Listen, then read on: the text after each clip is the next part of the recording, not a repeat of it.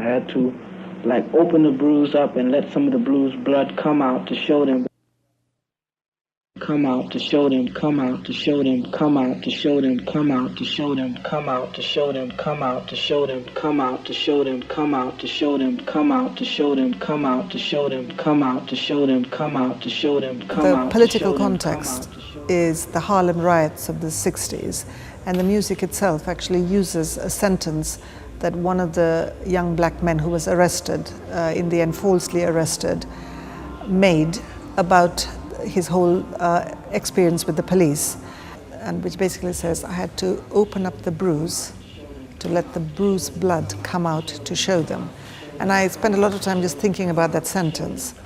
And of course, Steve Reich, what he does is just, he extricates part of that sentence, come out to show them, and very, very quickly he moves it into a very abstract place through repetition and sort of manipulation.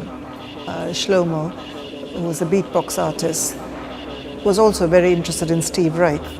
I knew that in fact between Steve Reich and Shlomo I needed a third person in order for one artist to, to kind of in a way hold hands with the other artist. So Glyn Perrin is a composer that I've worked with quite often before.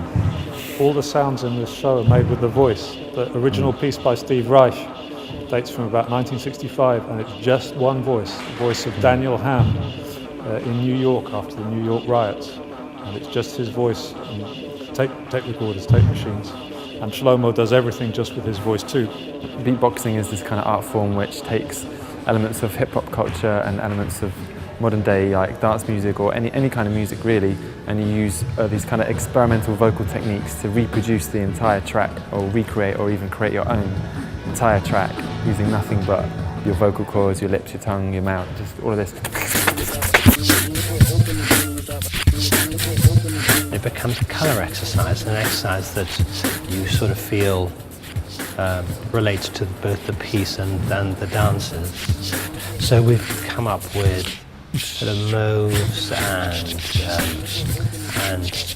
browny greys that are also colours of a bruise that we've always talked about, because there's quite a lot of, it's quite good, there's a sort of violence.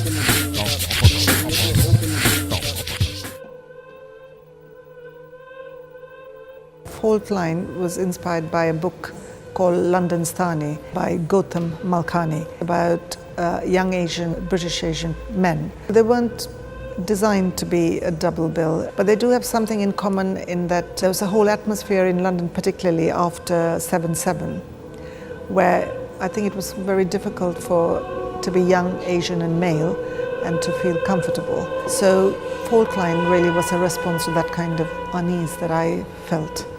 Steve Reich's piece comes from a similar place. It's about, again, young men and their dealings with the police.